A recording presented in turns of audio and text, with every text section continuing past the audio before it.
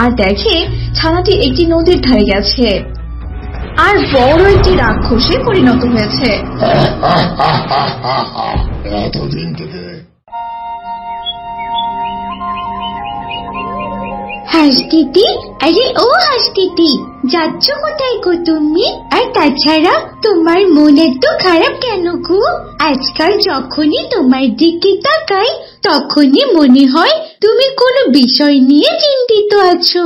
কি এমন চিন্তা করছো গো? হ্যাঁ মৌমাছি, এমনি এমনি কি আর আমি চিন্তিত থাকি? এই জঙ্গলে প্রায় সব পশু পাখিদের সন্তান আছে, তারা তাদের সন্তানকে নিয়ে কত খুশি থাকে, কিন্তু আমাকে দেখো, আমার কোনো ছানাপোনাই নেই। ও, এই ব্যাপার বুঝি। শোনো, তুমি কোনো চিন্তা করো না তো, দেখবে তোমারও কোনো না কোনো একদিন ঠিক ছানা হবে, আর অনেক সুন্দর দেখতে হবে। তুমি এত ভালো, সৃষ্টিকর্তা নিশ্চয়ই তোমার জন্য ভালো কিছু রেখেছে। তাই যেন হয় মৌমাছি। এবার তবে আমি আসি, কেমন? নদীর পাড়ে গিয়ে স্নান করতে হবে যে।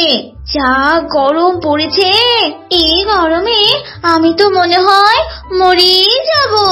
মৌমাছির সাথে কথা শেষ করে হাঁস নদীতে যায় গোসল করতে, আর মনের সুখে নদীতে গোসল করতে থাকে। আহা, শরীরটা আমার একেবারে ঠান্ডা হয়ে গেল। আরে আরে, নদীর পাড়ে ওটা আবার কিসের ডিম দেখা যাচ্ছে? যাই তো, গিয়ে একটু দেখে আসি তো। এরপর হাঁসটি সেই ডিমের কাছে যায় আর গিয়ে দেখে একটি হাঁসের ডিম পড়ে আছে। এমন সময় সেদিক দিয়ে সেই মৌমাছিটি যাচ্ছিল। মৌমাছি সেই ডিমের কাছে আসে। দেখো না মৌমাছি, একটা হাঁসের ডিম পড়ে আছে, আশেপাশে তো কাউকে দেখতে পাচ্ছি না। হ্যাঁ হ্যাঁ হাঁসটিটি, আমি বলি কি, তুমি এই ডিমটা নিয়ে যাও, এর মাকে তো কোথাও দেখতে পাচ্ছি না। না রে মৌমাছি, এভাবে না বলে কারো ডিম নেওয়া উচিত না। যদি এর মা ফিরে আসে তাহলে তো অনেক কাঁদবে, আর আমি নিজেকে তখন ক্ষমাই করতে পারবো না। আমার মনে হয় কি এর মা এখানে নেই, যদি থাকতো তাহলে তো এইভাবে নদীর পাড়ে ফেলে যেত না। আর তাছাড়া তুমি যদি এই ডিমটা না নাও তাহলে দেখবে কোনো দুষ্ট শিয়াল খেয়ে ফেলেছে। এরপর মৌমাছির কথা চিন্তা করে হাঁস সেই ডিমটা নিজের মুখে তুলে নেয় আর গুহায় গিয়ে ডিম জাতে তা দিতে থাকে। আমার সোনা ডিম ছানা, তোকে আমি সুন্দর করে তা দিয়ে এই সুন্দর পৃথিবীতে আনবো। এভাবে হাঁসটি ডিমে তা দিতে থাকে।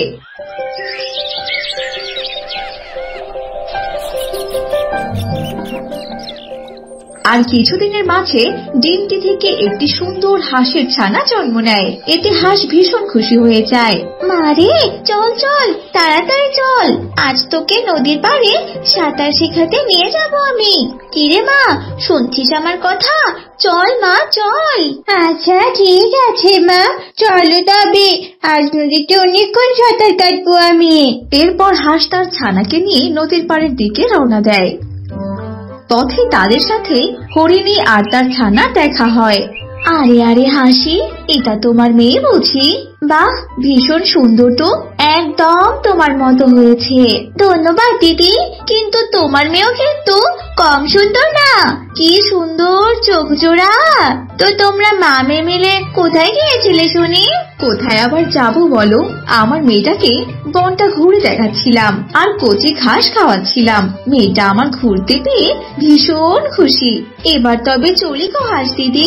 এরপর হরিণী সেখান থেকে চলে যায় আর হাঁসও তার মেয়েকে নিয়ে নদীর পাড়ে যায়। এভাবে সেই দিনটি কেটে যায় আর দিন পেরিয়ে রাত হয়ে যায়।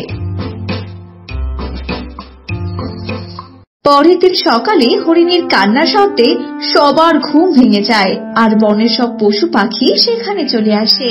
হায় হায় রে, কি সর্বনাশ হয়ে গেল আমার মেয়ে, আমার মেয়ে। একে দিদি, তোমার মেয়ের কি হয়েছে? একে এখানে এত রক্ত কেন পড়ে আছে? এগুলো এগুলো কার রক্ত? আমার মেয়েকে আমি কোথাও পাচ্ছি না হাসি। এই রক্তগুলো যে এখানেই পড়ে আছে। হরিণের কথা শুনে সবার আর বুঝতে বাকি রইল না যে আসলে তার সাথে কি হয়েছে। হরিণের এত কান্নাকাটি দেখে বনের পশু পাখিদের মনে অনেক দুঃখ হয়। তারা সবাই হরিণীকে সান্ত্বনা দিয়ে সেখান থেকে নিজেদের গুহায় চলে যায়। মা, ও মা, আমার ভীষণ ভয় করছে। ওই হরিণ মাসির মেয়ের মতো যদি আমাকেও কেউ খেয়ে ফেলে তাহলে কি হবে মা? চুপ কর মা, চুপ কর। এসব অলক্ষণে কথা একদম বলবি না রে মা। তোর যে কোনো কিচ্ছু হবে না, আমি তোকে ঠিক আগলে রাখবো মা। এখন চল তো চল, দুই মামে মিলে নদীতে যাই। এরপর তারা নদীতে চলে যায়। এভাবেই দিন কাটতে থাকে। কিন্তু দিন দিন বনের পশু পাখিদের মাঝে আরো আতঙ্ক ছড়িয়ে পড়ে, কারণ প্রতিদিন কোনো না কোনো ছানা হারিয়ে যেত। এতে পশুরা অনেক চিন্তায় পড়ে যায় আর সবাই মিলে একটি সভার আয়োজন করে। সেখানে সবাই উপস্থিত ছিল। কি সব হচ্ছে এগুলো? আমাদের মাঝে কিভাবে ক্ষতি করছে আর আমরা ধরতেই পারছি না। এটা তো হতে পারে না। আমার প্রজারা, তোমরা তোমাদের কোনো মতবাদ দাও। তোমাদের মাঝে কাকে এই চোর মনে হয়?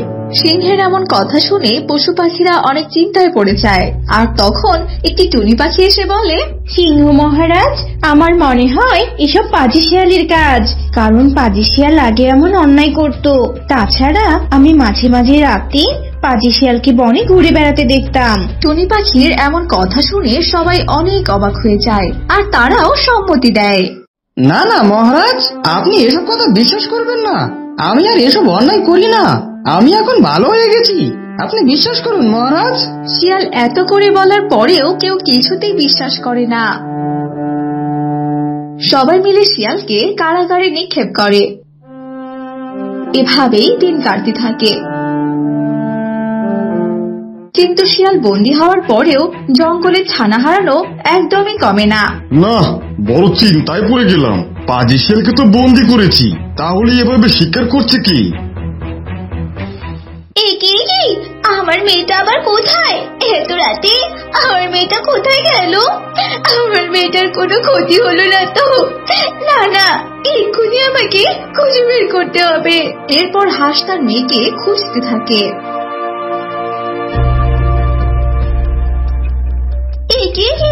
আমি কি দেখছি? আমার মেয়েটা এত রাতে ওভাবে হেঁটে হেঁটে কোথায় যাচ্ছে? না, পিছু গিয়ে একবার দেখি তো। এরপর হাঁস তার মেয়ের পিছু নিতে থাকে আর দেখে ছানাটি একটি নদীর ধারে গেছে আর বড় একটি রাক্ষসে পরিণত হয়েছে। এতদিন থেকে বড় শিকার করে খাচ্ছি, আমাকে কেউ ধরতেই পাবে না। এভাবে হাঁস রূপে থাকতে আমার খুব ভালো লাগে। যাই, কাউকে শিকার করে খেয়ে গুহায় চলে যাই। ওই বোকা হাঁস আবার ঘুম থেকে উঠবে। এরপর হাঁস ভয়ার্ত হয়ে গুহায় চলে আসে। এদিকে হাঁস চিন্তায় পড়ে যায় কিভাবে সে তার ছানারূপী রাক্ষসকে বিনাশ করবে। এভাবেই রাত কেটে যায়।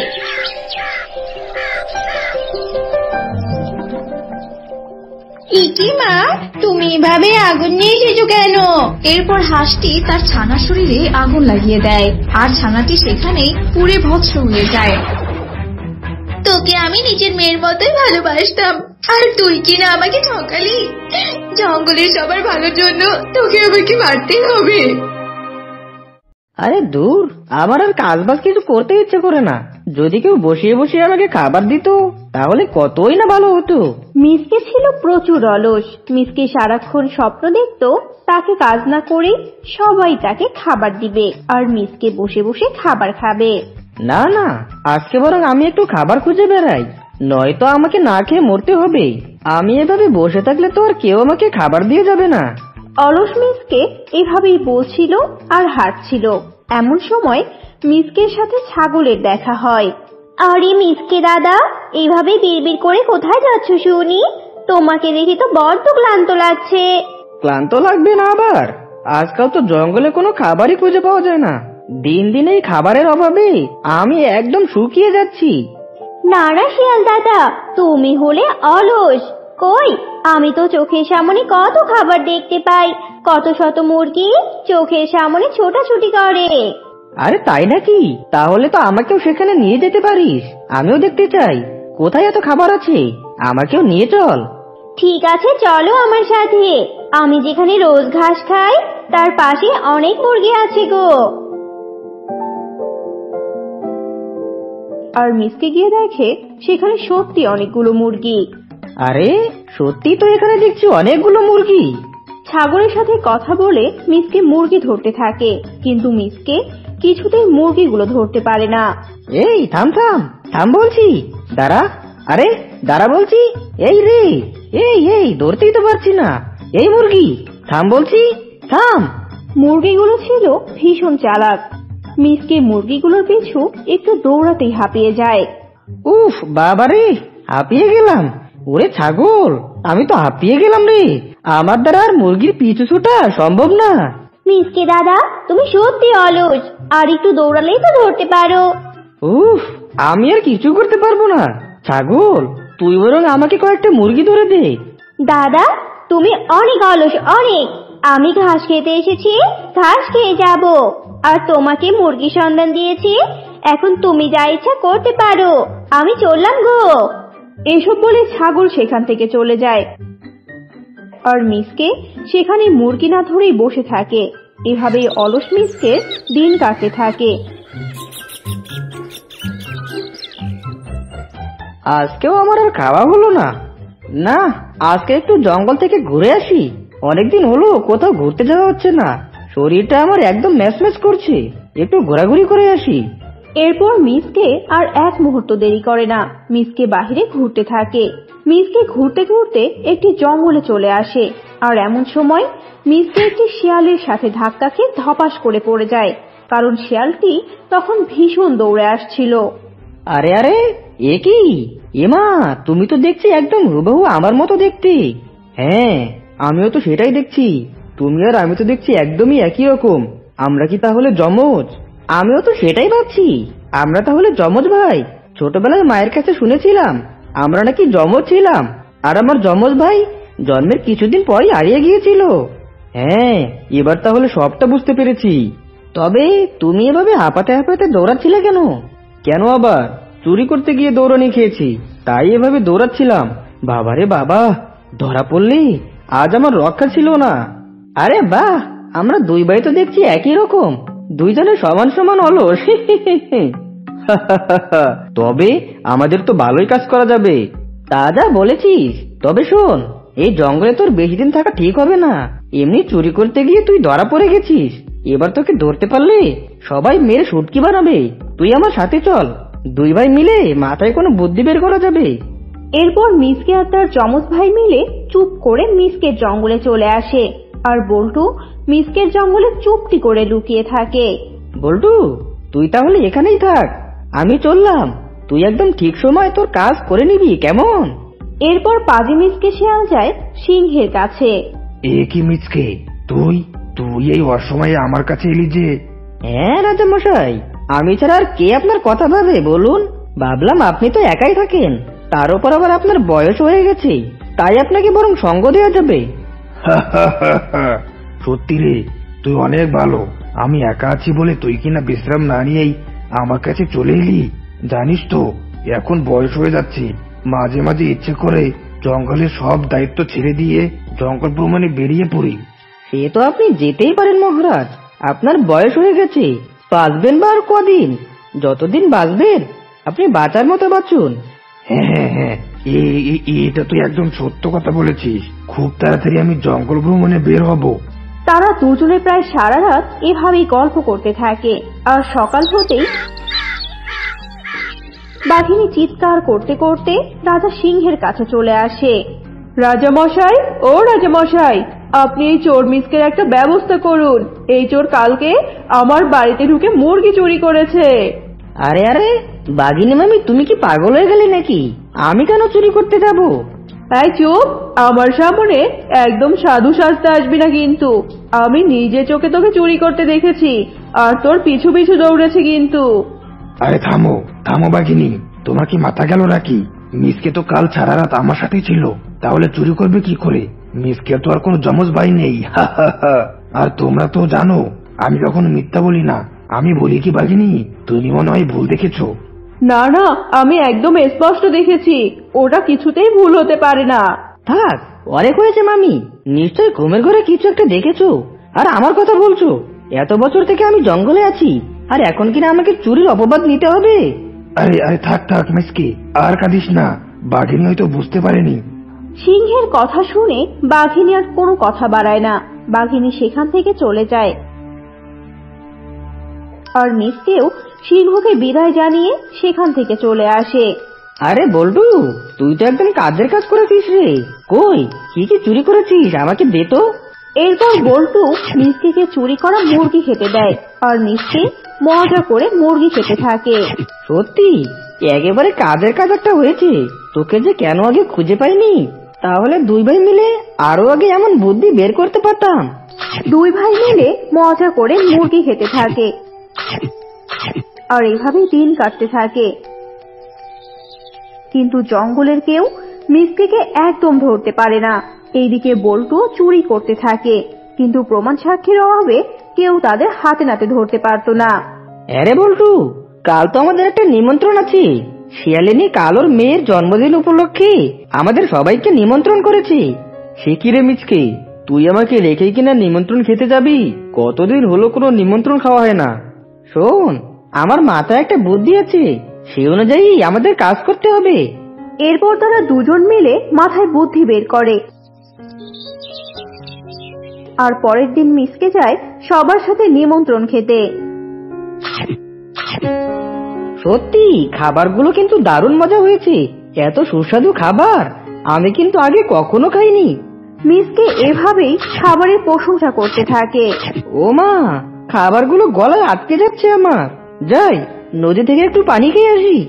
এরপর মিসকে যায় নদীতে পানি খেতে, আর পানি খেয়ে ঝোপের মাঝে লুকিয়ে থাকা বল্টুর কাছে যায়। এরপর বল্টু গিয়ে খাবার খেতে শুরু করে।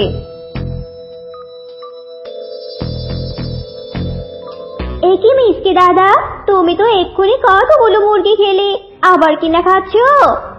ইয়ে মানে আজকাল যা রুচি হয়েছে না। হ্যাঁ, রুচি তো হবেই, তাই না বল্টু? বলি কি, আর কতদিন পালিয়ে থাকবি?